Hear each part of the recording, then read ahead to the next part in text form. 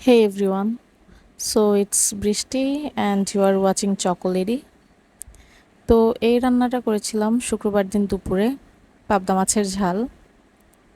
তো সেটাই শেয়ার করছি। এখানে আমি প্যানে দিয়ে দিলাম তেল, আর তেলটাতে গরম হয়েছে কিনা তা দেখে নিলাম। তারপর দিয়ে দিলাম পেঁয়াজ কুচি। পেঁয়াজ কুচিটা এবার হালকা নেড়েচেড়ে ভেজে নিব।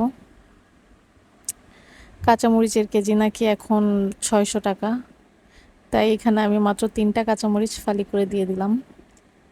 খুব হিসাব করে খরচ করতে হবে, কারণ বাজারে সব কিছুর দামই খুব বাড়তি। আর আসলে পরপর 2বার বন্যা হয়ে দেশের ফসল, ক্ষেত খামার, পোষা প্রাণী যে পরিমাণ ক্ষয়ক্ষতি হয়েছে, তাতে দাম বাড়াটা আমার কাছে স্বাভাবিকই মনে হয়। কিছু করার নেই, অ্যাডজাস্ট করে চলতে হবে হিসাব করে করে। তো এখানে কাঁচামরিচ আর পেঁয়াজ ভাজা হয়ে গেলে আমি দিয়ে দিব লবণ।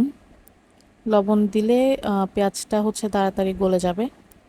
আর এখানে আমি পেঁয়াজ কষানোর সময়ই লবণ দিয়ে দিই, তাতে মাছের ভেতরে লবণটা ভালো মতো ঢুকে। তো তারপর দিয়ে দিব সামান্য একটু পানি। পানি আগে দিচ্ছি যাতে গুঁড়া মশলাটা পুড়ে না যায়। তো পানি দিয়ে দিলাম।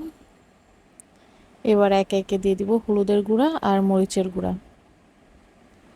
মরিচের গুঁড়াটা একটু বেশিই দিয়েছি, সেদিন মাছটা আসলেই ঝাল হয়ে গিয়েছিল।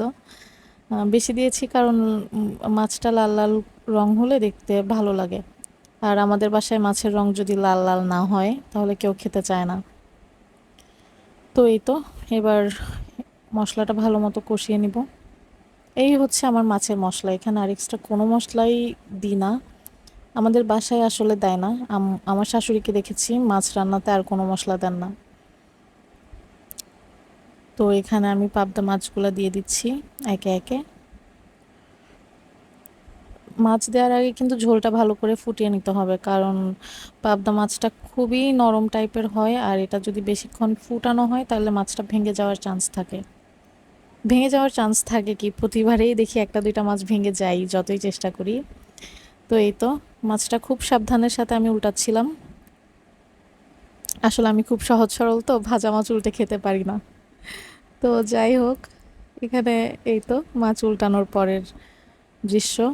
এবার ধনেপাতা দিয়ে দিব। এটা বিলাতি ধনেপাতা, মনে হয় ছাদ থেকে এনেছিল, আমি ঠিক শিওর না। যাই হোক, তো এই তো রান্না শেষ।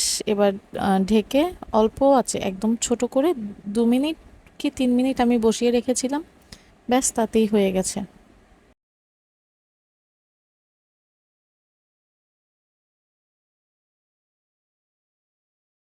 অ্যান্ড ইয়াস, এটা আমার মাছের ফাইনাল লুক। আপনারা কিভাবে রান্না করেন আমাকে